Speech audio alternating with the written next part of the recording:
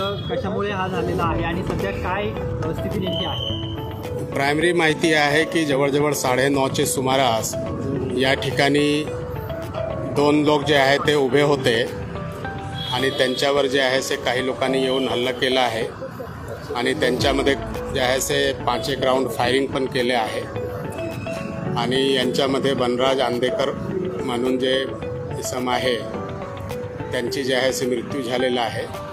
त्यांना जे आहे केईएम हॉस्पिटलला आणले गेले होते, परंतु त्या ठिकाणी ते ब्राउड डेड असं आणले गेले आहे आणि आता त्यांची जी बॉडी आहे ते ससून हॉस्पिटलला पोस्टमॉर्टमसाठी पाठविण्यात आलेलं आहे आणि यांच्यामध्ये आता पुढील तपास आपले क्राईम ब्रांच आणि पोलीस स्टेशन आणि झोनची टीम करत आहे।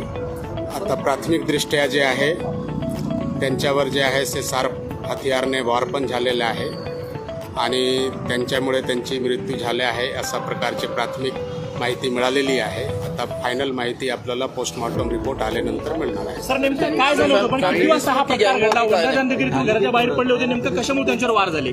9:30चे सुमारासची एक घटना आहे।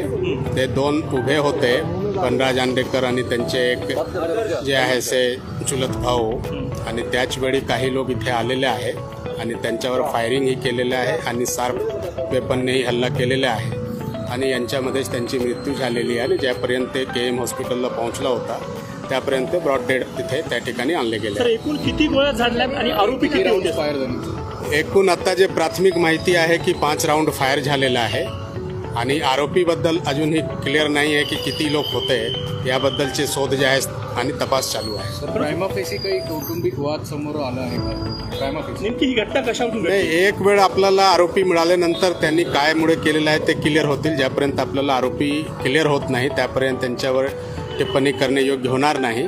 आता आमचे जे पूर्ण फोकस आहे की जे आहे आरोपी कोण होता त्यांचे शोध घेण्यावर आपला पूर्ण फोकस आहे आणि आमचे टीम्स जे आहे यांच्यामध्ये लागलेले आहे आणि लवकरात लवकर जे आहे ते आम्ही हे जे आरोपी शोधण्याचा आणि त्यांना पकडण्याचा प्रयास करणार आहे। किती आरोपी होते आणि त्यांनी नेमकं हे लाईट वगैरे बंद करून असं काय केलं असं समजतंय? नाही, अशी माहिती नाही आहे। आपल्याला एक वेळ क्लिअर अजून झालं नाही की किती आरोपी होते, नेमके कोण होते। काही सस्पेक्टचे नाव आलेलं आहे, परंतु आता त्यांचे नाव देणे या स्थितीमध्ये उचित नाही आहे।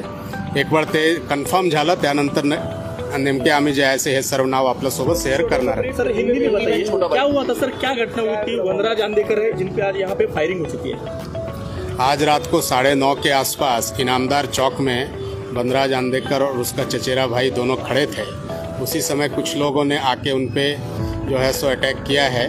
इस अटैक के दरमियान 5 राउंड्स फायर हुए हैं, ऐसी जो है सो प्रथम दृष्टि में इंफॉर्मेशन मिली है और उनके ऊपर जो है सो धारदार शस्त्र से भी हमला किया गया है। इसके बारे में जो है सो हमारी क्राइम ब्रांच और बाकी जोन की टीम इस काम में लगा दी गई है। वो लोग आरोपी निष्पन्न करने और उनको पकड़ने के काम में लग गए हैं। अभी तक आरोपी कौन है और उन्होंने किस वजह से इन पे हमला किया है ये अभी क्लियर नहीं हुआ है। कुछ संशयित लोग जो हैं जिसके नाम इसमें आए हुए हैं तो उनसे जो है सो पूछताछ चल रही है। एक बार पूरा कंफर्म होने के बाद मीडिया से इसके बारे में पूरी डिटेल शेयर की जाएगी।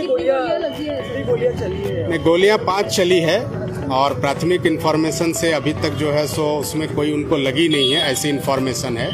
डेथ जो है वो जो है सो शार्प वेपन से हुई है, उसके जो है सो बहुत सारे वुंड्स हैं। तो एक बार पोस्टमार्टम होने के बाद पूरा क्लियर हो पाएगा कि गोली लगी है कि नहीं और शार्प वेपन से कितने वुंड्स वगैरह हैं, वो सब पूरी इन्फॉर्मेशन मिल पाएगी। नवीन घडामोडी पाहण्यासाठी आजच आम्ही मुंबईकर 24 तासला लाईक करा, सबस्क्राईब करा आणि अपडेट रहा।